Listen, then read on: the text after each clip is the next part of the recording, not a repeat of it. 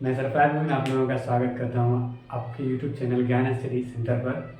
आज हम लोग पढ़ने वाले हैं फिजिक्स। फिजिक्स का सबसे बेसिक कंसेप्ट वेक्टर, जो हर जगह काम आएगा। आप कहीं भी पढ़ें, बिना कोई भी चैप्टर पढ़ें, बिना वेक्टर के कोई भी चीज़ आपको समझ में नहीं आने वाला है, क्योंकि हर चैप्टर में वेक्टर का रिक्वायरमेंट है, ज़रूरत है। बिना वेक्टर के हम लोग फिजिक्स के किसी भी कंसेप्ट को नहीं समझ सकते हैं।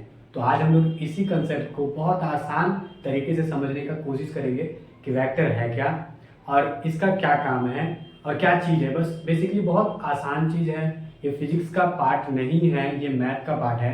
जो मैथ के स्टूडेंट होंगे उनके लिए एक एडवांटेज है कि वो पढ़ेंगे और उसको फिर 12th में भी पढ़ना पड़ता है ये चीज़, जो बहुत बड़ा चैप्टर है। लेकिन यहाँ पे उसका एक छोटा सा कंसेप्ट निकाल कर दिया गया है, मैथ के टूल में यूज़ किया गया है फिजिक्स के लिए, ताकि फिजिक्स को आसान बनाया जाए। फिजिक्स में इसका बहुत यूज़ है। तो आज हम लोग वेक्टर पढ़ेंगे, जो बहुत आसान तरीके में पढ़ेंगे। तो चलिए चलते हैं, शुरू करते हैं वेक्टर को। वेक्टर क्या है?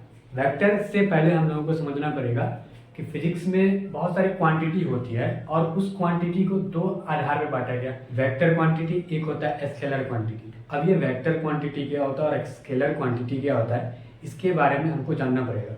तो उससे पहले हम लोगों को जानना पड़ेगा मैग्नीट्यूड के बारे में कि आखिर मैग्नीट्यूड क्या होता है। जो अक्सर मैग्नीट्यूड फिजिक्स में आता रहता है, और ये मैग्नीट्यूड है क्या। तो बहुत सारे लोग बोलते हैं कि मैग्नीट्यूड एक नंबर है। नंबर नहीं है, बिल्कुल नहीं है। मैग्नीट्यूड नंबर के साथ यूनिट है। नंबर के साथ क्या है? यूनिट। Number plus unit. इसको अगर बोला जाए शॉर्टकट में तो हम एनयू बोल सकते हैं। एनयू मतलब मैग्नीट्यूड। अब जैसे मैग्नीट्यूड का एग्जाम्पल देखें तो हम बोलेंगे 10 केजी आलू।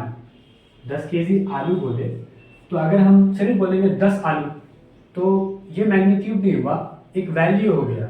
एक वैल्यू हो गया कि आलू कितना, आलू तो 10 आलू। लेकिन 10 केजी आलू बोलने से फिजिक्स का फिजिकल क्वांटिटी आ जाता है। वो क्या आता है? तो हम लोग यहाँ पे मास के बारे में बताने लगते हैं कि आलू कितना मास, को 10 केजी में क्या हो गया? नंबर। केजी क्या हो गया? यूनिट। 5 न्यूटन का फोर्स, इसका क्या मतलब? 5 क्या हो गया? नंबर। न्यूटन क्या हो गया? इसका यूनिट। फोर्स का यूनिट है, ऐसा यूनिट है, उसी को हम लोग यूनिट के साथ नंबर को दिखाना मतलब मैग्नीट्यूड। तो मैग्नीट्यूड सिंपल है, कोई भारी चीज है नहीं। अभी हम लोग फिजिकल क्वांटिटी जो होता है फिजिक्स में, वो दो टाइप्स में बांटा गया। एक होता है स्केलर क्वांटिटी, एक होता है वेक्टर क्वांटिटी। अब ये स्केलर क्वांटिटी क्या होता है कि स्केलर और वेक्टर में मेजर डिफरेंस बस इतना है कि स्केलर क्वांटिटी में सिर्फ मैग्नीट्यूड होता है। सिर्फ मैग्नीट्यूड अगर हम कहीं पे दिखा दे तो इसका मतलब वो क्वांटिटी जो होगा वो वेक्टर स्केलर क्वांटिटी में हो जाएगा। लेकिन अगर हम मैग्नीट्यूड के साथ डायरेक्शन को भी दिखाते हैं तो इसका मतलब वो किस चीज में चला जाता है? वेक्टर में चला जाता है। तो वेक्टर किसको बोलते हैं? हम लोग सिंपल अगर देखें तो वेक्टर बोलते हैं वेक्टर वैसे क्वांटिटी को जिसमें डायरेक्शन और मैग्नीट्यूड दोनों हो, उसको हम लोग क्या बोलेंगे? वेक्टर। जैसे कि 5 न्यूटन का फोर्स किधर लगा, तो 5 न्यूटन का फोर्स ईस्ट डायरेक्शन में लगा। ईस्ट डायरेक्शन उसके साथ जुड़ गया। जब डायरेक्शन उसके साथ जुड़ता है, इसका मतलब है कि वो वेक्टर क्वांटिटी में। अगर डायरेक्शन नहीं है, सिर्फ मैग्नीट्यूड है, तो वह स्केलर क्वांटिटी है। सिंपल है। अब इतना ही नहीं है कि डायरेक्शन ही होना चाहिए, डायरेक्शन के साथ साथ वो quantity vector law of addition भी फॉलो करना चाहिए। वेक्टर लॉ ऑफ एडिशन अगर फॉलो नहीं करता है, इसका मतलब कि वो वेक्टर नहीं है। सिंपल। तो यहाँ पे क्या है कि physical quantity which have magnitude, direction and must follow triangle of vector addition, उसको हम लोग बोलते हैं वेक्टर। इसका कुछ एग्जांपल है, जैसे कि फोर्स, वेलोसिटी, एक्सीलरेशन, डिस्प्लेसमेंट। बहुत सारे एग्जांपल है फिजिक्स में, बहुत सारे एग्जांपल है जो फोर्स, वेलोसिटी, एक्सीलरेशन और डिस्प्लेसमेंट, इस सब में एक चीज कॉमन है कि फोर्स को बताने के लिए मैग्नीट्यूड के साथ डायरेक्शन होना चाहिए। फोर्स जो क्वांटिटी है, ये इसको डायरेक्शन भी होता है, इसके पास मैग्नीट्यूड भी होता है, और ये ट्रायंगल लॉ ऑफ एडिशन भी फॉलो करता है। अभी दिमाग में सवाल उठ रहा होगा, ये ट्रायंगल लॉ ऑफ एडिशन क्या है, ये कौन सी बला है, ये कौन सी चीज है? तो सिंपल है, हम लोग वेक्टर में इसी सब चीजों के बारे में पढ़ेंगे कि क्या है। लेकिन अभी हमको सिर्फ इतना जानना है कि triangle law of vector addition vector follow करना चाहिए, तभी वो वेक्टर कहलाएगा। अगर नहीं तो वो वेक्टर नहीं है, वो स्केलर हो जाएगा। इसका बहुत अच्छा एग्जांपल है अपने पास करंट। सबसे अच्छा एग्जांपल है करंट। एक और चीज होता है टाइम। अभी टाइम भी अगर कोई देखे तो वेक्टर बोल सकता है। कैसे बोल सकता है वेक्टर?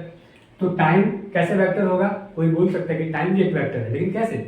टाइम, अभी हम लोग प्रेजेंट टाइम में चल रहे हैं, लेकिन कुछ समय के बाद ये समय पास्ट हो जाएगा और जो समय आने वाला है वो फ्यूचर हो जाएगा। तो हम लोग पास्ट से प्रेजेंट, प्रेजेंट से फ्यूचर, मतलब टाइम का भी एक डायरेक्शन है, लेकिन वो डायरेक्शन कैसा है? फिक्स डायरेक्शन है कि वो आगे ही बढ़ेगा, वो इधर से इधर ही जाएगा। मतलब पास्ट से प्रेजेंट, प्रेजेंट से फ्यूचर, मतलब ऐसा डायरेक्शन है उसका एकदम फिक्स। जिसका फिक्स डायरेक्शन होता है वो वेक्टर नहीं होता है। जैसे कि करंट, करंट में भी फिक्स डायरेक्शन है, वो हमेशा नेगेटिव टर्मिनल से पॉजिटिव टर्मिनल की तरफ ही जाता है, इसलिए वो भी वेक्टर क्वांटिटी नहीं है।